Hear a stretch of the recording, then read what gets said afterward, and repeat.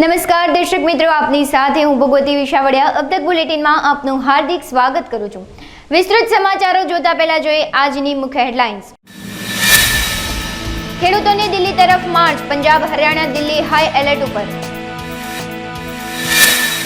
વડાપ્રધાન મોદી યુએઈ કતારના પ્રવાસે, બંને દેશો સાથે દ્વિપક્ષીય સંબંધો થશે મજબૂત। રાઇટ ટુ એજ્યુકેશન એક્ટ હેઠળ ખોટા દસ્તાવેજોના આધારે પ્રવેશ મેળવનાર 170 વિદ્યાર્થીઓના પ્રવેશ રદ। સમાચારો જોઈએ વિસ્તૃતમાં। પંજાબથી દિલ્હી સુધી ખેડૂતોની કૂચ કરી છે। ગત રાત્રે ચંદીગઢમાં 5.5 કલાકે ચાલેલી બેઠકમાં ખેડૂત નેતાઓ અને કેન્દ્રીય મંત્રીઓ લઘુત્તમ ટેકાના ભાવ, ગેરંટી એક્ટ અને લોન માફી પર સંમત થઈ શક્યા નહોતા। આ પછી કિસાન મજદૂર મોરચાના સંયોજક સરવનસિંહ પંઢેરે દિલ્હી કૂચની જાહેરાત કરી હતી। તેમણે ખેડૂતોને પંજાબ, હરિયાણાથી શંભુ, ખનોરી અને ડબવાલી બોર્ડર પર ભેગા થવા કહ્યું છે। પંઢેરે કહ્યું છે કે સરકાર ખેડૂતોની માંગને લઈને ગંભીર નથી। સરકારના મનમાં હજુ પણ ખામી છે, તે માત્ર સમય પસાર કરવા માંગે છે। અમે સરકારના પ્રસ્તાવ પર વિચાર કરીશું, પરંતુ આંદોલન પર અડગ રહીશું। કેન્દ્રીય મંત્રી અર્જુન મુંડાએ કહ્યું કે દરેક વાતનો ઉકેલ વાતચીતથી થવો જોઈએ। કેટલાક મુદ્દાઓ છે કે જેના ઉકેલ માટે રચના કરવાની જરૂર છે। હિલચાલને જોતા દિલ્હી, પંજાબ, હરિયાણા અને ચંદીગઢની સરહદો સીલ કરી દેવામાં આવી છે। હરિયાણાના 7 જિલ્લામાં ઇન્ટરનેટ પણ બંધ કરાયું છે। 15 જિલ્લામાં કલમ 144 લાગુ કરવામાં આવી છે અને હરિયાણા અને દિલ્હીની સિંધુ અને ટીકરી સરહદો પણ સીલ કરી દેવામાં આવી છે। દિલ્હીમાં પણ કડક બેરીકોડ પણ લગાડવામાં આવ્યું છે। ભારતના વડાપ્રધાન નરેન્દ્ર મોદી બુધવારે 14 ફેબ્રુઆરીએ કતાર જશે।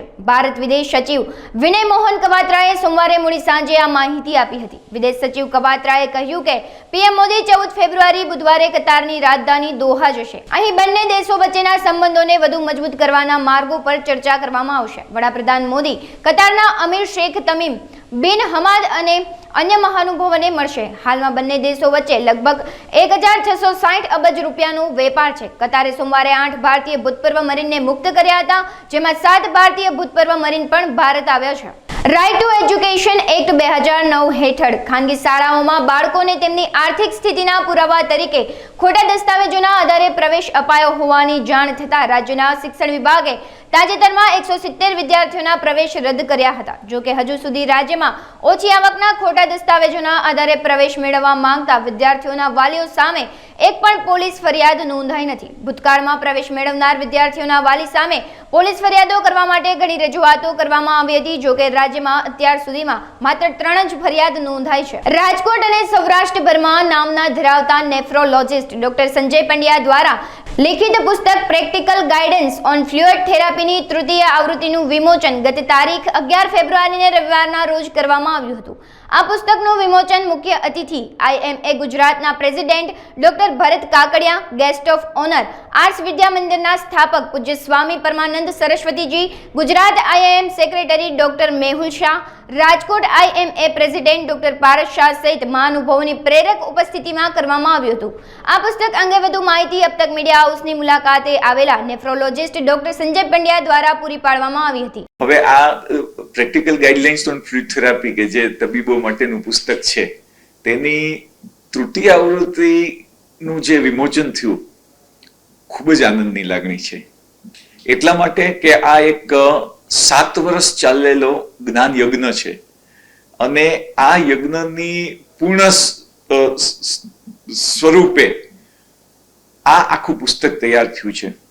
એક સ્વપ્ન હતું કે એટલું સરસ પુસ્તક કે જે બધી સ્પેશિયાલિટીને, medicine, surgery, paediatric, obstetrics, critical care બધાને ઉપયોગી થાય એવું પુસ્તક તૈયાર કરવું। અને આ પુસ્તક છે એ એવિડન્સ બેઝડ, એટલે કે લેટેસ્ટ ઇન્ફોર્મેશન સાથેની બધી માહિતી આપે એ પ્રકારનું તૈયાર કરવું।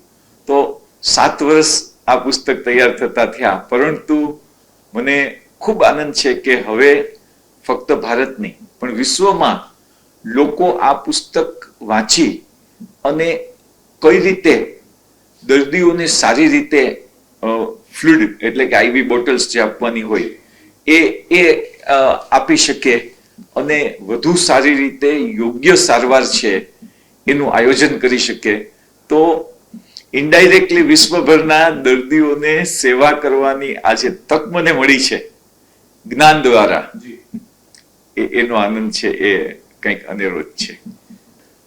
જ્યારે દર્દી દાખલ થાય છે અને દર્દીની તબિયત નરમ હોય છે ત્યારે બધાને ખ્યાલ છે કે બોટલ્સ છે, આઈવી ફ્લુઇડ છે એ ચડાવવામાં આવે છે. તો આ આઈવી ફ્લુઇડ છે ક્યારે આપવું, કયા પ્રકારનું આપવું, કેટલું આપવું, કોને આપવું, કોને ન આપવું, એ જે સાયન્સ છે એ સાયન્સ ઉપર આ આખું પુસ્તક છે એ બનેલું છે. મૌલાના મુફ્તી સલમાન અઝહરીની મુશ્કેલીમાં વધારો થયો છે. જૂનાગઢ બચાવ બાદ તેઓએ અરવલ્લી મોડાસામાં ભડકાઉ ભાષણને લઈ ગઈકાલે મોડાસા પોલીસે કબજો લીધો હતો. ત્યારબાદ તેઓને કોર્ટમાં રજૂ કરાયા હતા. પોલીસે કોર્ટ પાસે 10 દિવસના રિમાન્ડની માંગણી કરી હતી અને સરકારી વકીલ અને બચાવ પક્ષના વકીલોની દલીલોને ધ્યાને લઈ કોર્ટે આરોપીના 4 દિવસના રિમાન્ડ મંજૂર કર્યા હતા. રિમાન્ડ દરમિયાન પોલીસ કાર્યક્રમનો હેતુ, કાર્યક્રમનું આયોજન કોણે કર્યું હતું, કાર્યક્રમનું ફંડિંગ ક્યાંથી આવ્યું અને કાર્યક્રમ પાછળ કોઈ કાવતરું હતું કે કેમ તે દિશામાં તપાસ હાથ ધરવામાં આવશે. 25/12/24ના રોજ 23ના રોજ મોડાસા ખાતે એક કાર્યક્રમનું આયોજન થયેલું અને તે મોડાસાના સ્થાનિક ગોરી નામના વ્યક્તિએ તેનું આયોજન કરેલું અને સલમાન અઝહરી નામના વ્યક્તિનું ત્યાં કાર્યક્રમમાં ભાષણ રાખવામાં આવેલું અને એ ભાષણ ઉશ્કેરણીજનક અને વૈમનસ્ક કોમી ઊભી કરે તે પ્રકારનું ભાષણ હોવાની લીધે તેમના ઉપર મોડાસા ટાઉન પોલીસ સ્ટેશનના પીઆઈએ આઈપીસી 153, 295, 298 તથા અનુસૂચિત જનજાતિ એટલે કે એટ્રોસિટી એક્ટ મુજબની ફરિયાદ દાખલ કરવામાં આવેલી અને આરોપી કચ્છ ભચાઉ ખાતેથી ટ્રાન્સફર વોરંટથી પોલીસે મેળવી અને આજરોજ નામદાર કોર્ટમાં રજૂ કરેલો અને તે રિમાન્ડ માટેની માગણી કરવામાં આવેલી. 10 દિવસના રિમાન્ડ માટેની માગણી કરવામાં આવેલી અને આરોપી પાસે આ જે કાર્યક્રમ થયેલો તો બીજો આરોપી જે સ્થાનિક મોડાસાનો હતો તેને પણ અગાઉ 4 દિવસના રિમાન્ડ આપવામાં આવેલા અને આ સલમાન અઝહરીને આજરોજ રિમાન્ડની માગણી કરવામાં આવેલી અને તે માટે તેણે જે કંઈ આ કાર્યક્રમ કર્યો, પ્રવચન આપ્યું, તેની પાછળ કોઈ કાવતરું છે, કેટલા માણસોનો હાથ છે અને આ માટેનું જે ફંડિંગ છે તે ક્યાંથી મેળવવામાં આવેલું છે, તે માણસો કોણ છે, કોની સાથે તે સંકળાયેલો છે અને જે એના એકાઉન્ટ ધરાવે છે મુંબઈ ખાતે ઘાટકોપર વગેરે જે બેન્કોમાં, તો તે બેન્કોની માહિતી મેળવવા માટે અને તે જે સંકળાયેલો જે ચેનલો છે, જે યુટ્યુબ છે વગેરે પાસેથી જે માહિતી મેળવવાની છે તેના માટે એની ફિઝિકલ હાજરીની જરૂરી હોય એ અંગેની રજૂઆત કરતો નામદાર કોર્ટે 17 તારીખના 10 સુધીના રિમાન્ડ મંજૂર કરવામાં આવેલા છે અને પોલીસ આ બધું એનાલિસિસ કરી અને એની પાસેથી વિગત મેળવવા માટેનો પ્રયત્ન. સુરેન્દ્રનગરના કુડા અને ખારાગોડાના રણ વિસ્તારમાં અગરિયા દ્વારા સૂત્રોચ્ચાર કરી નર્મદા વિભાગ સામે વિરોધ કરવામાં આવ્યો હતો. દહેગામ, સુલતાનપુર, પીપળી, થડા સહિતના વિસ્તારમાં આવેલ મીઠાના પાટા પર નર્મદાની કેનાલ ઓવરફ્લો થતા મીઠાના ઉત્પાદન પર પાણી ફરી વળ્યું હતું, જેને લઈ 500થી વધુ અગરિયાઓએ મીઠાના પાટા ધોવાઈ ગયા હતા, જેને લઈ અગરિયાઓમાં તંત્ર સામે રોષ ફેલાયો. હારી અને કુડા રણમાં અગરિયાઓએ નર્મદા વિભાગના સૂત્રોચ્ચાર કરી વિરોધ કર્યો હતો. મારું નામ ગુણવંતભાઈ ઠાકોર છે સાહેબ. હું કચ્છના નાના રણમાં મીઠું પકવું છું. પેઢી દર પેઢીથી અમારો ધંધો જ મુખ્ય આ છે સાહેબ. અને બીજા નંબરમાં અમારે ખેતીવાડીના સાહેબ સાધન નથી. અમે આના માથે અમારું જીવન નિર્ભર છે સાહેબ. અને અમારા કુટુંબ પરિવારનું ભરણ પોષણ આ મીઠા માથે જ કરી છે સાહેબ. અને છેલ્લે અમારો કહેવાનો મતલબ એવો છે સાહેબ કે છેલ્લા 15 વર્ષથી આ નર્મદા કેનાલનું પાણી રણમાં આવી જાય છે સાહેબ. અમે ખેડૂતનો વિરોધ નથી કરતા. ખેડૂત અમારા ભાઈઓ જ છે. અમે પણ ખેડૂત છીએ. અમે મીઠા ખેડૂત છીએ સાહેબ. એટલે અમે બધા સરકારને અને ખેડૂતને વિનંતી કરી છે સાહેબ કે વધારાનું પાણી તમે રણમાં ન છોડો. તમારે જોતા પૂરતું વાપરો. બાકીનું પાણી તમારા બખનારા જે કંઈ હોય એ બંધ કરો સાહેબ. તો અમારે આ પાણીથી નુકસાન ન જાય અને અમારું પણ અમારા કુટુંબનું ભરણ પોષણ, અમારી રોજીરોટી આમ ચાલુ રહે સાહેબ. નકર છેલ્લે અમે દેણામાં ડૂબી જઈશું. કેમ કે અમે વેપારી પાસેથી ધિરણ લઈ અને આ મીઠું પકવી છીએ સાહેબ. અમે કોઈ એવા મોટા કંપનીદાર નથી તે અમારા પોતાના પૈસે આ મીઠું બનાવી છીએ સાહેબ. અમે વેપારી પાસેથી પહેલા પૈસા લઈ અને પછી રણમાં ઉતરી છીએ સાહેબ, કેમ કે અમારી એવી પોઝિશન નથી કે અમે જાતે મીઠું પકવી અને સીધું વેપારીને વેચી શકીએ. એટલે અમે સરકારને નમ્ર વિનંતી કરી છે સાહેબ કે આ નર્મદા કેનાલનું પાણી રણમાં આવવાનું બંધ કરાવો સાહેબ, અને અમને અમારી રોજીરોટી કમાવા દો સાહેબ, બસ. સુરતની પાંડેસરા પોલીસે એકતરફી પ્રેમમાં પાગલ અને રોમિયોગીરી કરી યુવતીને હેરાન પરેશાન કરનારા એક ઈસમની ધરપકડ કરી છે. મહત્વની વાત છે કે અગાઉ પણ આ ઈસમ આ યુવતીને પરેશાન કરતો હતો અને પોલીસ દ્વારા તેની ધરપકડ કરવામાં આવી હતી અને જેલને હવાલે કરાયો હતો. જેલમાંથી જામીન મેળવ્યા બાદ ફરીથી જેલમાંથી છૂટ્યા પછી તેણે યુવતીને પરેશાન કરવાનું શરૂ કર્યું અને યુવતી લગ્ન નહીં કરે તો જેલના મિત્રોની મદદથી હત્યા કરાવી નાખવાની ધમકી પણ આપતો હતો. તેથી યુવતી દ્વારા આ સમગ્ર મામલે પાંડેસરા પોલીસ સ્ટેશનમાં ફરિયાદ નોંધાવાતા પોલીસ દ્વારા ફરીથી વિપિન શુક્લા નામના ઈસમની ધરપકડ કરવામાં આવી છે. વિપિન તરીકે એક આરોપી પકડાયો છે, શું કારણ છે અને એનો ભૂતકાળ શું?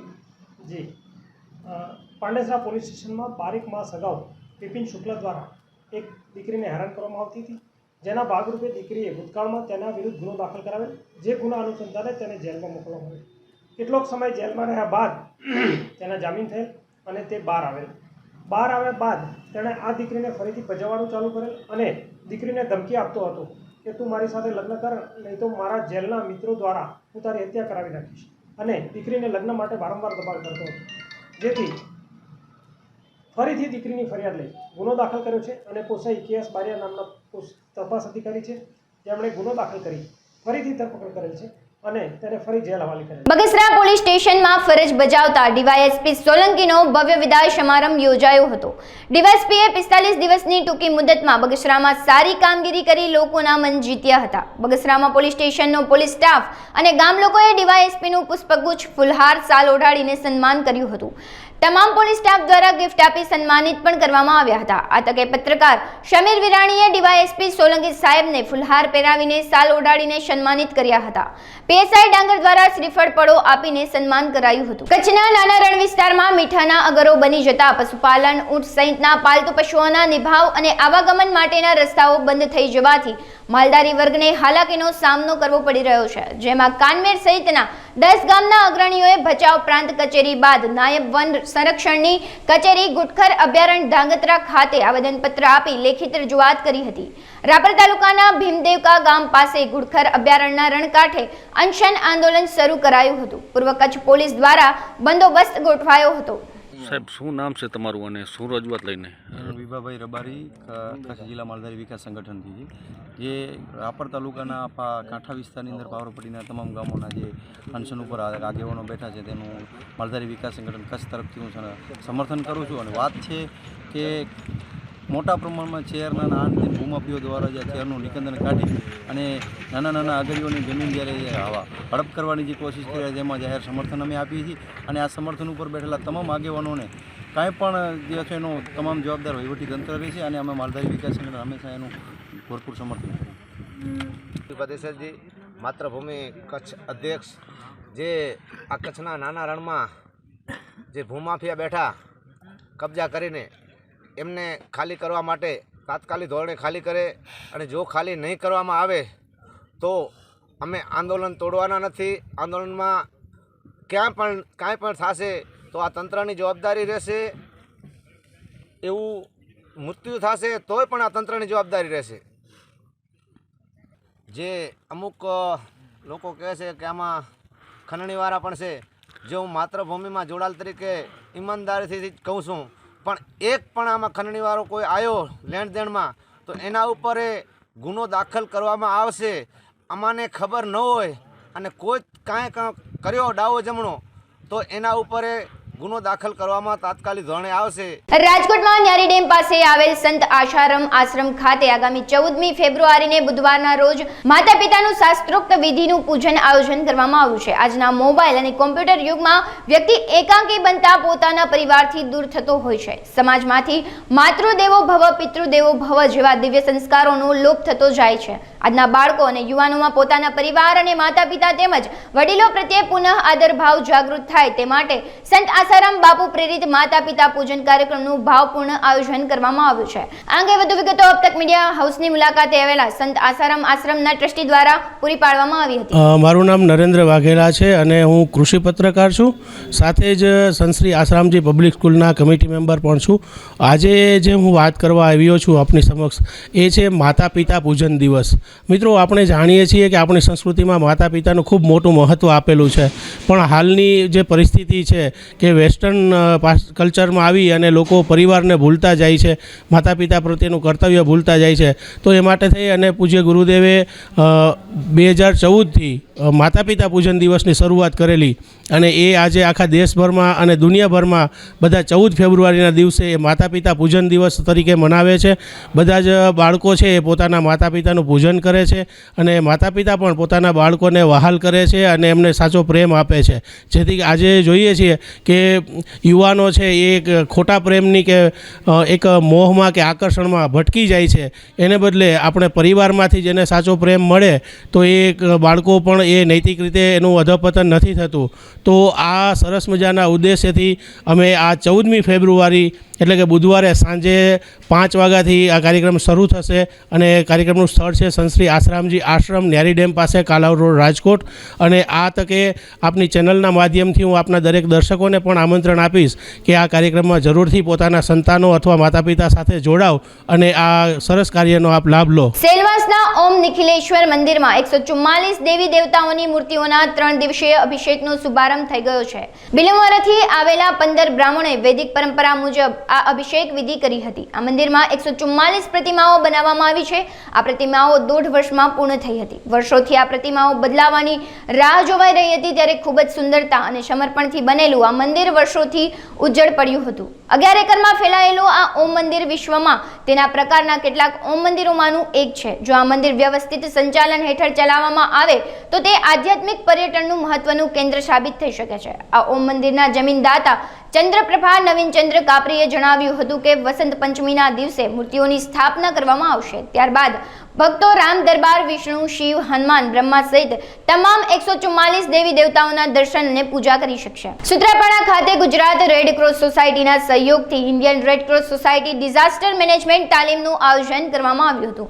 આ કાર્યક્રમનું ઉદ્ઘાટન પૂર્વ કેબિનેટ મંત્રી જસાભાઈ બારોટ દ્વારા કરવામાં આવ્યું હતું, જેમાં રોડ અકસ્માત, આગ અકસ્માત તેમજ અન્ય આફતોમાં કઈ રીતે પોતાને તેમજ અન્ય લોકોનો બચાવ કરવો જોઈએ તે શીખવું અતિ જરૂરી છે. આવી તાલીમો ગુજરાત રેડ ક્રોસ સોસાયટીના ચેરમેન અજયભાઈ પટેલના માર્ગદર્શન હેઠળ સમગ્ર ગુજરાત રાજ્યમાં ચાલી રહી છે. આ તાલીમમાં ગુજરાત રાજ્ય શાખા ડિઝાસ્ટર મેનેજમેન્ટ ટીમના ડાયરેક્ટર તુષાર ઠક્કર તેમજ ડીપી સુપરવાઇઝર પ્રતિક કોસ્ટી દ્વારા તાલીમ આપવામાં આવી હતી. મારું નામ તુષાર ઠક્કર છે અને હું Indian red cross society Gujarat રાજ્ય શાખાની અંદર ડિઝાસ્ટર મેનેજમેન્ટમાં ડાયરેક્ટર તરીકે અત્યારે સેવા આપી રહ્યો છું. Indian red cross society Gujarat રાજ્ય શાખાના માનનીય ચેરમેન શ્રી અજયભાઈ પટેલ સાહેબના માર્ગદર્શન તેમજ નેતૃત્વમાં સમગ્ર ગુજરાતની અંદર અત્યારે ડિઝાસ્ટર મેનેજમેન્ટ ટ્રેનિંગ આયોજિત થઈ રહી છે, જેમાં કોલેજની અંદર કોમ્યુનિટીમાં જઈ અને સ્વયંસેવકો અમે તૈયાર કરી અને એમને ડિઝાસ્ટર મેનેજમેન્ટ ટ્રેનિંગ આપી રહ્યા છીએ. આપણે સૌ જાણીએ છીએ કે નેચરલ ડિઝાસ્ટર અને મેનમેડ ડિઝાસ્ટરને આપણે ક્યારેય રોકી નથી શકતા, પણ એમાંથી નુકસાન ઓછું ચોક્કસ આપણે કરી શકીએ છીએ જો આપણે જાણતા હોઈએ કે એવા સમયે ઇમરજન્સીમાં શું કરવું જોઈએ અને શું ન કરવું જોઈએ. હમણાં જ 10-15 દિવસ પહેલાં જ બરોડાની અંદર એક દુર્ઘટના થઈ તે વિશે આપણે સૌ પરિચિત છીએ. આવી દુર્ઘટના અલગ અલગ રાજ્યોમાં, અલગ અલગ વિસ્તારોમાં ક્યારેક બને છે.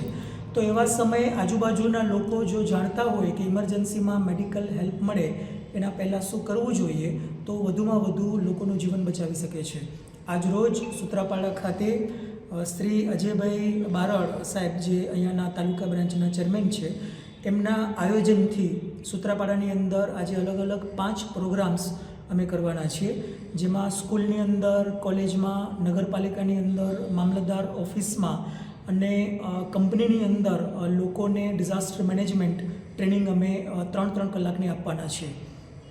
આવી અમારી ટીમ સમગ્ર ગુજરાતની અંદર અત્યારે ફરી રહી છે અને ચેરમેન સાહેબનું એક વિઝન છે કે ગુજરાતમાં 33,000 વોલેન્ટિયર ને આપણે તાલીમ આપીએ કે જેથી ભવિષ્યની અંદર જો આફત આવે તો દરેક જિલ્લામાં 1000થી 1500 વોલેન્ટિયર ટ્રેન હોય અને સરકારશ્રી સાથે રહી અને વધુમાં વધુ અસરગ્રસ્તોની આપણે બચાવ કામગીરી કરી શકીએ. તો મીડિયાના માધ્યમથી હું આપ સર્વેને 15 વર્ષથી જોડાયેલો છું. જીએસસી બેંકમાં ચેરમેન તરીકે સેવા આપે છે અને એની કામગીરી એ ચેરમેન બન્યા પછી ગુજરાતમાં તમે આપણે ન કલ્પી શકીએ એવું રેડક્રોસ સોસાયટીની કામગીરી આગળ વધી છે.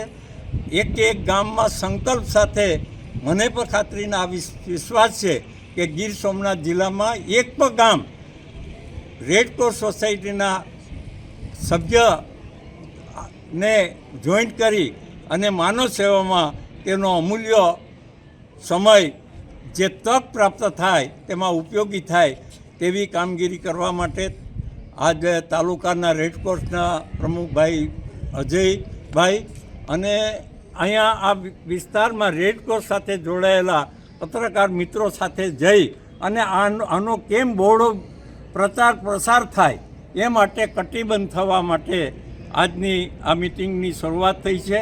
અહીંયા ટ્રેનિંગ આધુનિક ટ્રેનિંગ પણ સાધનો સાથે લઈને આવ્યા છે કે ટ્રેનિંગ પ્રાપ્ત કરી પોતાના જીવનમાં શ્રેષ્ઠ કામગીરી કરવાની તક કુદરતી પ્રાપ્ત થાય ત્યારે તેમાં મદદરૂપ થાય તેવી ભાવના સાથે આજે મેં બધાનો ધન્યવાદ આપ્યો છે.